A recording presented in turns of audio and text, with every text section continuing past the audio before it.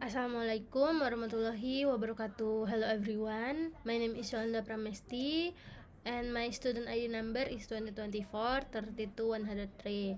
So today in this practicum I would like to explain my practicum and title. It's implementing firewall technology and access control list. In this practicum I studied the implementation of firewall technology and the use of access control list or ACLS to improve computer network security. Network security is very important because computer networks are constantly exposed to threats such as unauthorized access, malware, hacking attempts, and data theft. One of the most effective ways to protect a network is by using a firewall. A firewall is a security system that monitors, filters, and controls incoming and outgoing network traffic based on predefined security rules. The main purpose of a firewall is to prevent unauthorized users from accessing private network while still allowing legitimate communication. In the development of network security, firewall technology has evolved from simple packet filtering system into modern next generation firewalls that support deep packet inspection, intrusion prevention system, and application based filtering. For this practicum, I use the application Cisco Packet Tracker to simulate a network environment. The network topology consists of 3 PC, 1 server, 2 switch, and 1 router. The router was used as the central device that connected two different networks. The first network represented the client network using the IP range 192.168.1.0 or 24, while the second network represented the server network using the IP range 192.168.20 or 24. The first step in this practicum was building and connecting the topology correctly. After that, I configure static IP address on every device. PC0 was configured with IP address 192.168.1.2.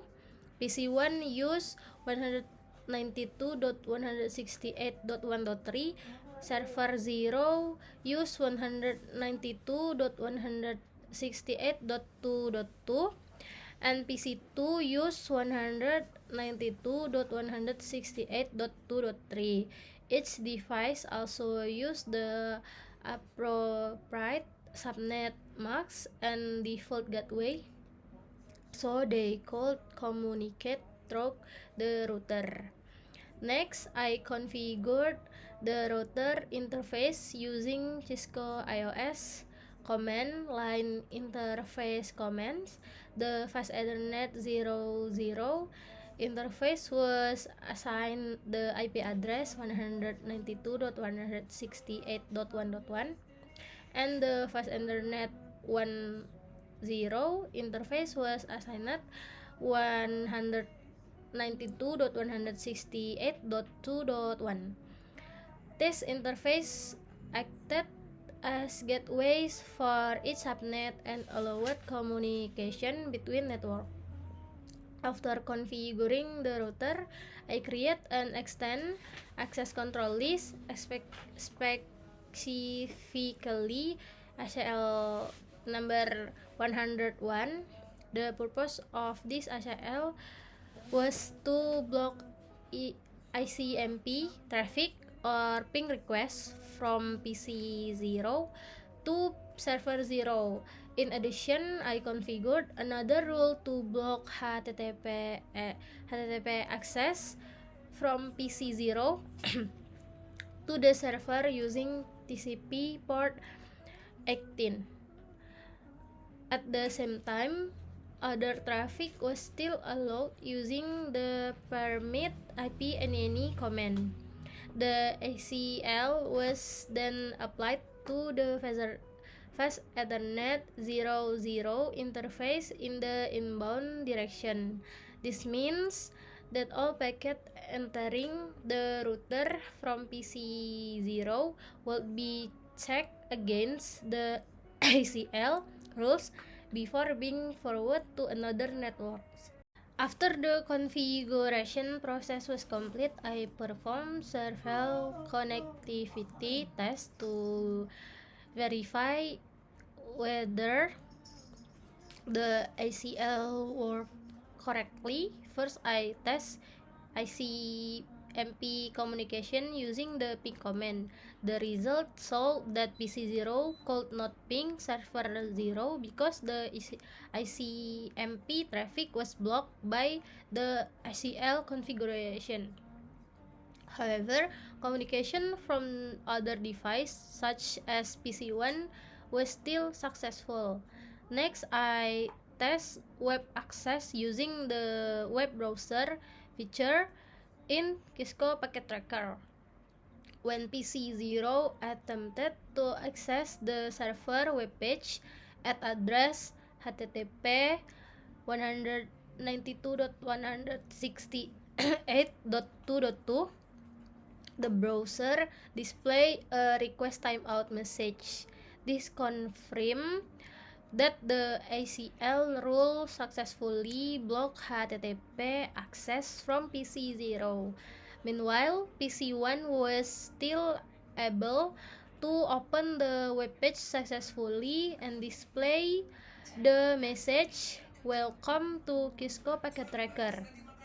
This proves that the ACL only restricted traffic from a specific host while allowing normal communication for other devices.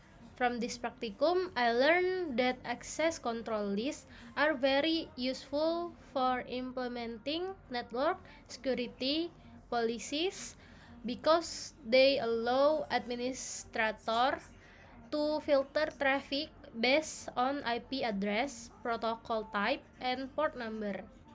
I also learned the importance of accurate IP configuration and correct command syntax when configuring router and ACLS.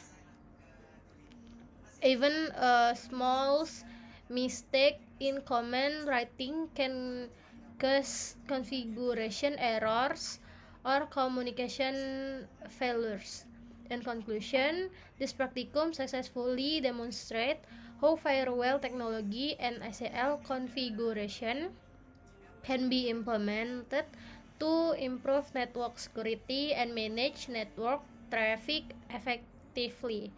The practicum also helped me better understand the role of router, firewall, and ACLs in protecting computer networks from unauthorized access. Thank you for your attention. I hope this practicum is useful and easy to understand. Wassalamualaikum warahmatullahi wabarakatuh.